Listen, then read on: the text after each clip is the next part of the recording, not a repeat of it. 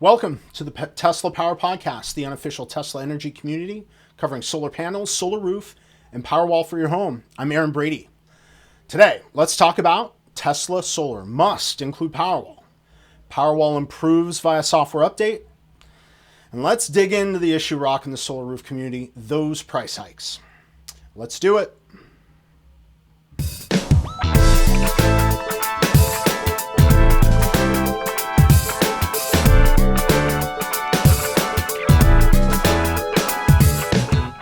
Right, The Verge reports on Elon Musk's tweet storm about Tesla Energy. This is a huge shift in the Tesla Energy business model. Quote, starting next week, Tesla solar panels and solar roof will only be sold as an integrated product with Tesla Powerwall battery. Solar power will feed exclusively to Powerwall, and Powerwall will interface only between utility meter and house main breaker panel, enabling super simple install and seamless whole house backup during utility dropouts. End quote. This is really interesting. I don't believe that's how my solar system was installed last week. I have a meter inside the basement, and I expect the utility to put in an updated meter on the outside of our house next to the grid power cutoff. I believe this means power is able to go directly from our solar roof to the grid, and that's the whole reason, I think, for the grid cutoff switch, right? Now, when getting the site visit from the electrician pre-install, the setup was even more complicated as we had only one Powerwall, and this was going to require two grid power cutoff switches. He did upsell us to two Powerwalls, which saved us on installing a critical loads panel and the second grid power cutoff switch, but it did cause a major pricing problem that I'll get into in a future episode. But the rest of the system was streamlined significantly. Back to the tweets. Elon responds to a question from Brett Winton, he's a solar customer, quote, I have solar installed by Tesla since January, hasn't generated a single watt hour, waiting for utility to approve the connection, end quote. To which Elon replied, quote, did you buy Powerwall? Utility permissions required for flowing electricity back to the grid, but usually not if stored in our battery. This also enables 24/7 electricity security for your home. Utility permission is still needed for when Powerwall is full and can stabilize the grid, end quote. This is an interesting point. Now, we've had our system installed for about a week, and we haven't been able to use it because we're waiting on the city to inspect the system, and we'll need to wait on the utility to inspect the system. Now, there's no view on how long it's going to take. If anyone in Connecticut has experience with United Illuminating, let us know what we can expect. Now, Elon is saying that this would all be different if my system were feeding only the Powerwall. Now, we might have been power on from day one, right? And we'd simply draw from the grid when necessary. I'm not exactly sure, but it's definitely not a ton of value if we're looking at just a week's worth of generation. But for Brett Winton, and maybe for you, this would be better value the worse the bureaucracy in your locality. So if you've had a similar experience to Brett, send in a video so we can get a wider view on the size of this potential issue, and it can really help frame this decision by Tesla to require Powerwall. I'll see if I can get an electrician interview on this show for a deeper dive into this reorganization of the Tesla solar product and its potential impact. I mean, I see some positives, but the obvious negative is that the price will increase if the battery storage is required. So send your reactions to teslapowerpodcast@gmail.com to join the discussion. Up next, I mentioned last week that Electrek reported Powerwall would no longer be sold on its own. Now, this, on its own, is big news. This week, we get a report from Electrek that Powerwall will be improving with the software update. Now, Powerwall was already dominating the home solar market because it brings the best value for storage capacity, for power, and for price. Now, this makes it the most popular battery for competing solar projects. That's Sunrun, Vivint, SunPower, countless others. All of those are fragmenting the market and contributing to the massive undersupply of Powerwall products. Well, this software update is the two-punch on cutting off competitor supply. Powerwall will be an even better value. So, Tesla will increase the power output by 50%, leaving competing products pretty far behind on overall value. Now, I wanted to give a shout out to Joe Ordia at Solar Surge.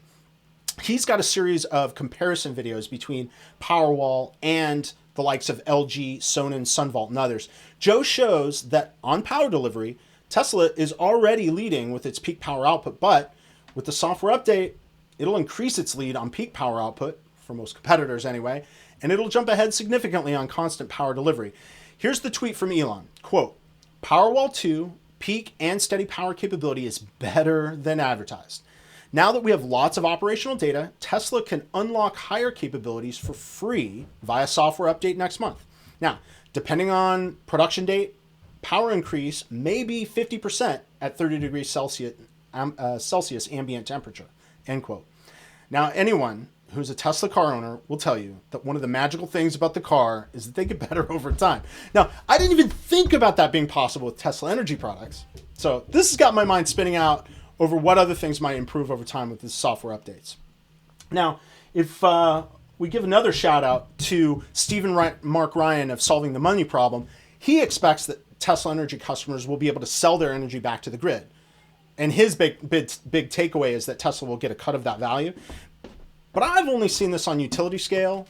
Hornsdale jumps out at me right away. Virtual power plants have been excluded from that as far as I'm aware. So I don't know. Am I wrong on this one? If you're a residential Tesla energy customer and you're making money selling your energy back to the grid, not just on net metering, send a video comment to teslapowerpodcast@gmail.com. If this truly is a part of the value proposition long-term for me and for other Tesla energy customers, we need to dig more into it. Up next, Solar Power World reports on residential solar adoption trends over the last 5 years. Quote, Solar Reviews and UC Berkeley's Beacon Consulting Group have released the Solar Consumer Insights Report, which analyzes findings from more than 400,000 U.S. homeowners who had submitted a request for a quote from solarreviews.com between 2016 and 2020, end quote. Here are the highlights for me.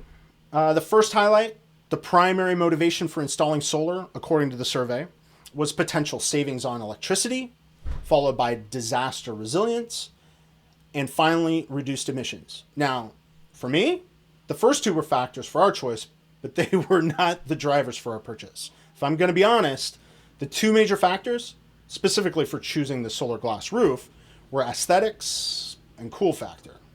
Now, I'm not saying we don't care about the environment, but I am saying that we're not going to spend a lot of money to reduce our emissions. So we would rather reduce and reuse, right, rather than change our whole energy consumption. But where we were willing to fork out the cash was on something that looks nice and makes us feel like the cool kids on the block. So if we can save some money, sort of, then that's a bonus. If we can be resilient in a disaster, also a bonus. But for us, these were not the driving factors. But I don't know, what about for you? Was it the same? Was it different? Anyway, the second thing that was interesting was that only 11.5% have battery storage installed with their solar. Now, it's increasing. They say 60% of all battery installations in the last 5 years took place in 2020, the last year of the survey. With Tesla pushing battery storage, I expect this is going to increase significantly, as it should, right? So solar without battery storage causes more problems than it solves. And if we're installing distributed generation, we need distributed storage to support it. So part of what's so exciting to me about this, about the residential piece of this, is the potential for it to lower taxes and raise property values. Now, it's something we really should dig further into in a future episode. A deep dive into utilities and their effect on taxes is on the docket, as well as a deep dive into solar and home values. So let me know which one we should dig into first. Next, Business Wire reports that Sonova will expand its solar plus battery storage service to Ohio and North Carolina. Here's the quote from the press release. Both states will have access to Sonova's SunSafe solar plus battery storage service and plus SunSafe add-on battery service, which will allow homeowners to maintain energy resilience in the face of potential grid crises and rising electricity rates. Sonova will also be the first national residential solar and energy storage service provider with extensive 25-year system and battery coverage to offer its services in Ohio, end quote. Now, Sonova's website notes only that they use monocrystalline panels. I couldn't find a manufacturer listed, but they do list battery manufacturers, Tesla Powerwall and Generac PowerCell. But now that's just Generac PowerCell per our earlier story where Tesla is going to go exclusive with their battery. Now, the value as far as Sonova is concerned, the value add here is that it's an integrated service. So they will specify, they'll finance, install, and service the system. And to support that effort, Sonova contracts with local businesses who can become dealers. They'll offer the Sonova service bundle as well. Now, we should take a look at their coverage map. It's not available yet everywhere, but they do cover about half the states in the U.S., and you can check to see if you're in their coverage area on Sonova.com. That's Sunnova.com. That 25-year full coverage, including the battery storage portion, it's pretty competitive. All right, and two more quick ones. Novogradac reports on Iowa's adoption of an amendment to align that state's solar energy system tax credits with federal credits. Now, it's not clear exactly what this means from the article, but it does appear that the overall incentive you'll get will go up. Now, you'll see Novogradac hosts a Tax Credit Tuesday podcast. I'm going to check that out this week. I want to see if there are further details on this and other incentive programs available. And then our very last bit, the Office of the Mayor of Houston, Texas, issued a press release this week. Quote, Houston launches citywide solar co-op to celebrate first anniversary of the Houston Climate Action Plan, end quote. Now, this is an effort to help Houston residents go solar. It will coordinate bulk buys for communities that will bring prices down through high volume purchases. And if you live in Houston, go to houstontexas.gov to learn more. Now, that's it for news. Let's get to your calls after a quick break.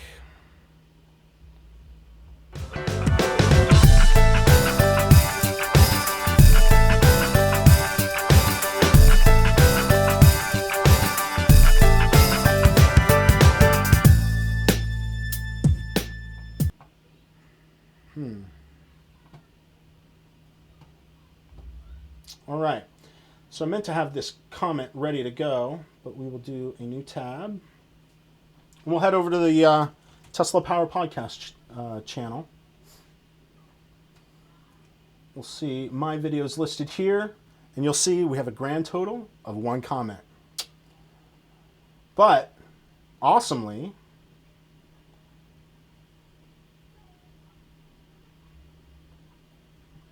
we'll go to the video itself to view that comment.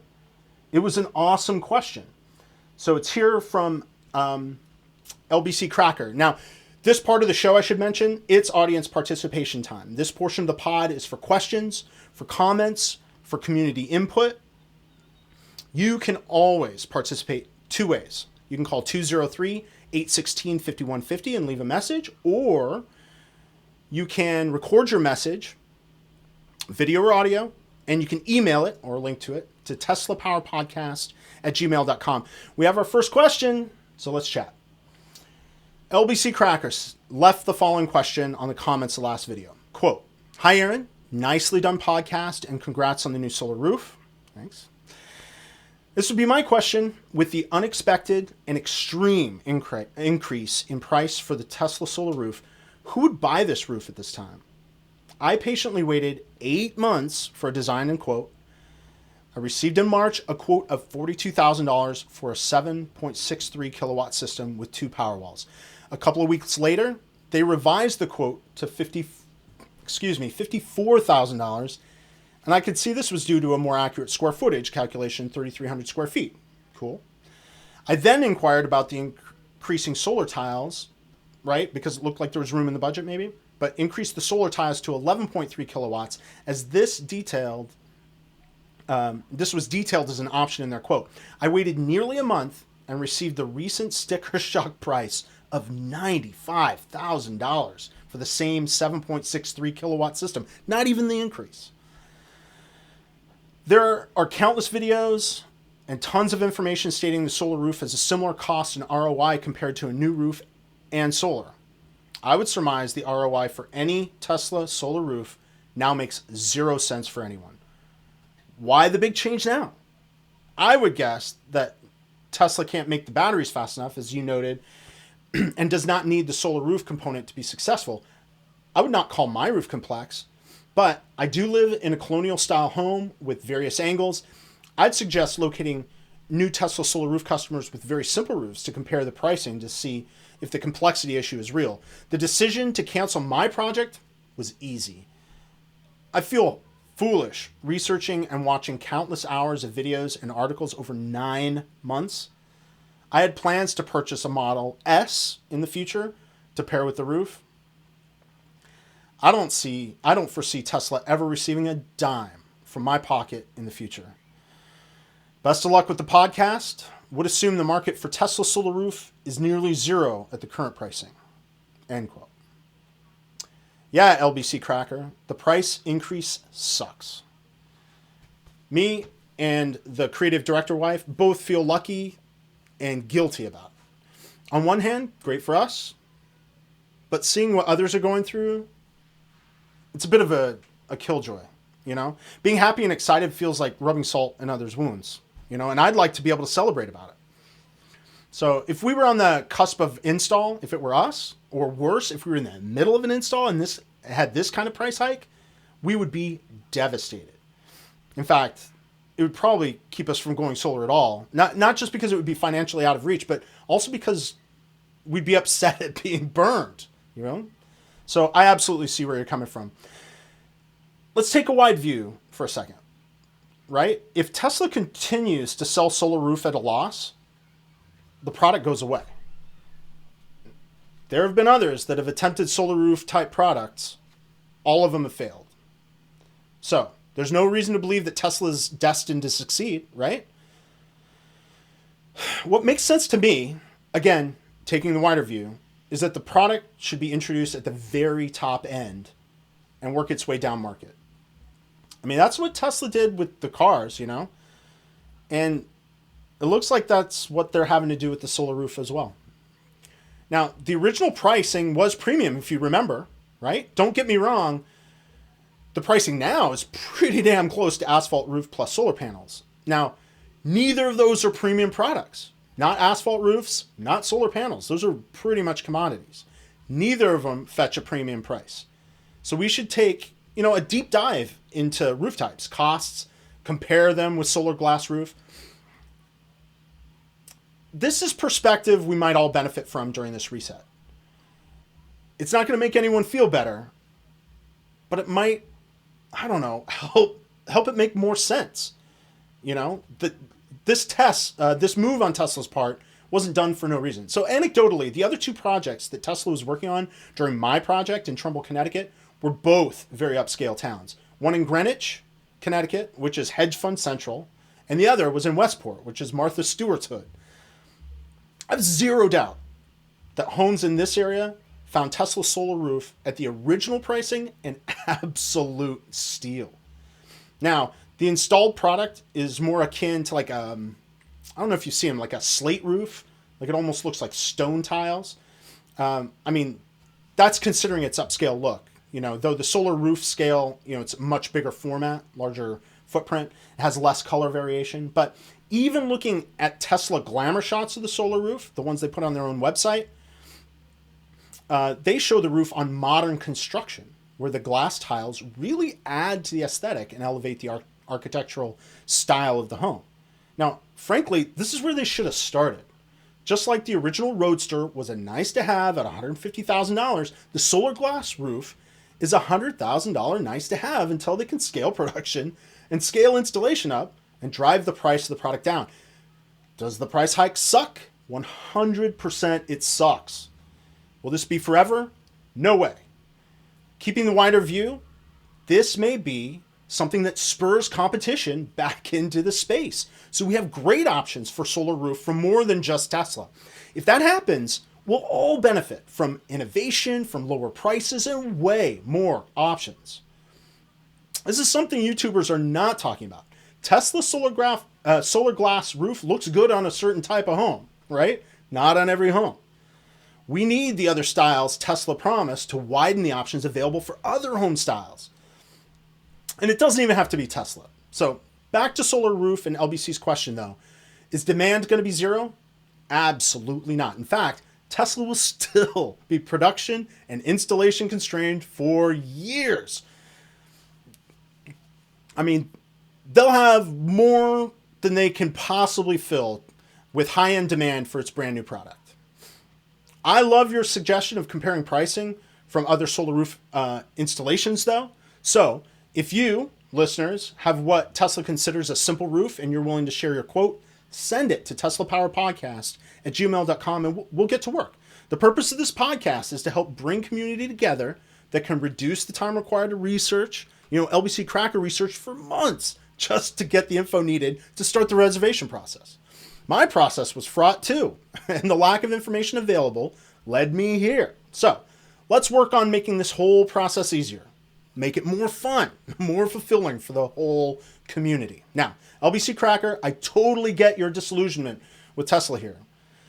I'd encourage you, though, to give this a bit of time to see if you can't get back into a place where you would consider other Tesla products. We have a Model 3. It's a ton of fun, and it's pretty, and it's still a pretty good value over the life of the product. Let's be honest, though. We could have saved money by getting a cheaper car, even considering total cost of ownership. But that's not why we got the car. We wanted to be part of something new, something exciting. The Tesla solar roof is the same. There are absolutely better financial options unless you consider the value of being part of something cutting edge and new.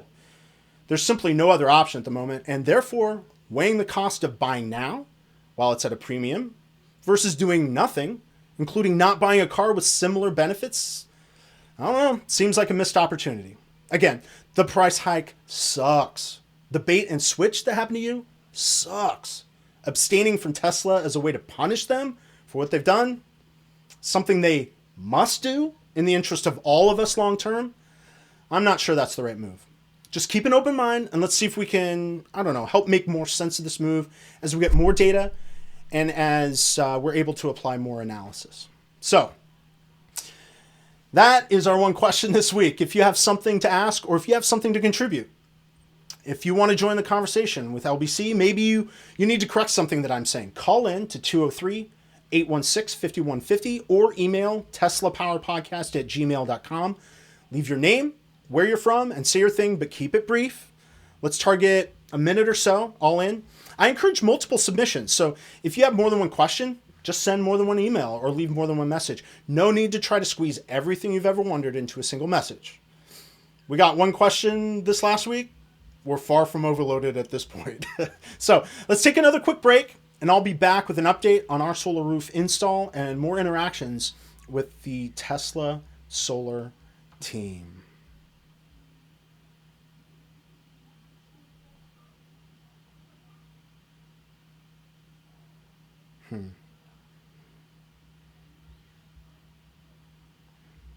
There it is.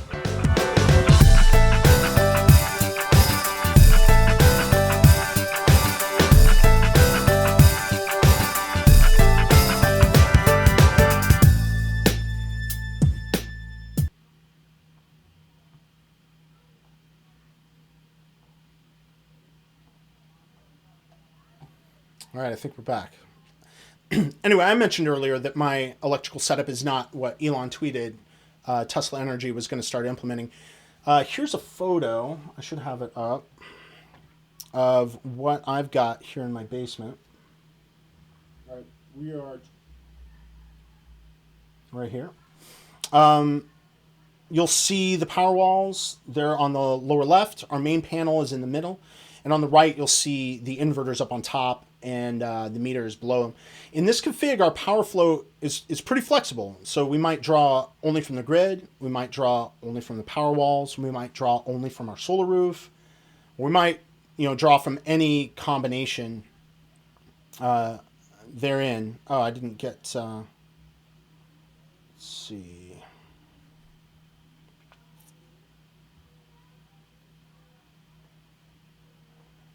There we go. There's the photo. So you can see the power walls on the lower left, the main panel in the middle, and then the two inverters on the upper right and the meter below it. Again, flexible. You can do any combination of those three. Now, generally, it seems like the best way to set up from my perspective anyway, but it's possible that there's no practical difference to the user between getting power directly from the solar panels versus power from the Powerwall or even from the grid. I don't know. I mean, this might be the driving factor for increasing power delivery from Powerwall. We have a 13.5 kilowatt system, and in theory, we'd be able to pull all of that power at one time if we needed to. But if we were forced through the Powerwalls, we'd be limited to 10 kilowatts of usage. They're 5 per, and there's 2 stacked. But we're not power on yet, but we do have the Tesla solar app connected. We can see what we're using going back through the data. We only exceed 10 kilowatts in very rare circumstances. I just wanted to step through some of these app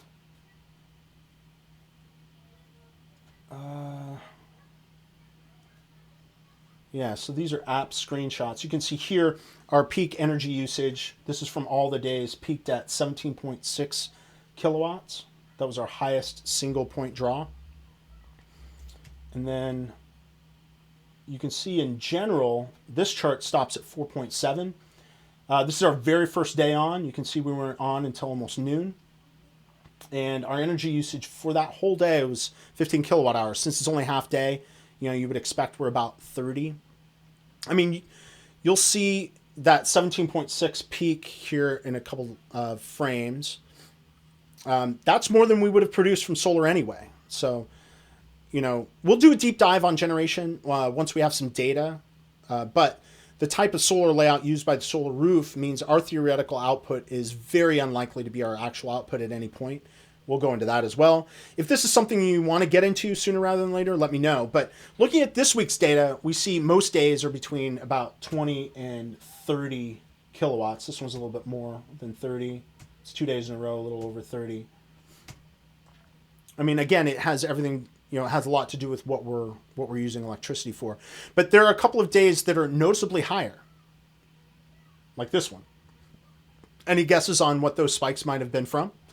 Leave your guesses in the comments. We'll reveal next week. Anyway, installation's completed. We're waiting on town inspection, meter swap, and then PTO from United Illuminating. That would be permission to operate, PTO. Once we get production data and a timeline, we'll do a calculation on how much money we lost waiting on the bureaucracy. It's the solar equivalent of the DMV, right? At least we don't physically stand in line, though, huh? Anyway, our lead electrician, just getting into like my interaction with some of the Tesla people themselves. Our electrician reminds me a little bit of myself. He's a little younger than me, but he did a stint in entertainment before settling down and raising a family. Again, enthusiastic, happy to nerd out on stuff. When he first came on site to survey the project, we had only one Powerwall spec'd, as I mentioned before. I was concerned about the critical load subpanel. I was going to try to get it installed ahead of time. Good thing I didn't. But he was, it would have been done totally wrong. But he was concerned about the complexity of the system. Now, going back to the photo of my system, let's pull that up. You can see it's not exactly simple. Adding a panel and a grid cutoff, along with having to test the panel to confirm that all of the circuits are labeled correctly, it was going to be a huge job. So we talked it through, all the scenarios, something I hadn't been able to do with anyone yet because you can't get anybody on the phone. We landed on adding a second Powerwall. So aside from being a simpler install, it gives us whole home backup. Like if we lose power and it switches over, we won't even notice. There's nothing for us to do. No lights go out. We don't lose any functionality. AC stays on. And we get enough energy storage to get through an extended grid down situation. Though I'm not sure we'd be able to run our air conditioner, for example. It just depends on how much solar we're producing. But last year, we were without power for 5 days right after our Costco run. Ugh, that ruined a ton of food. And it left us, disconnected from the rest of the world. We didn't have internet. I mean, that's how we communicate with the whole world these days. IP phones, FaceTime, WhatsApp. Who has a friggin' regular phone anymore? So it's not ever all bad. There was something magical about the impromptu camp out. we have young kids, but it's, not all unicorns and rainbows when you don't have essential services for an extended period of time. So the creative director wife and I are pretty pumped to have the ability to power our lives next time there's an outage. No doubt the cousins would be over immediately to charge tablets and to watch our Disney Plus. We'll have another update for you next week. We want to help inform your decisions, enhance your experience, or satisfy that vicarious curiosity as we move through the process. Again, I want to say thank you to Ryan McCaffrey of Ride the Lightning for inspiring this pod. Its format, its inspiration to build community should be very familiar to you if you're a listener of his. Let's build a Tesla residential solar community along with them. I have no doubt there will be some overlap in the audience. I have a link to his podcast and the other podcasts I mentioned in the show notes below. And we're getting toward the end here.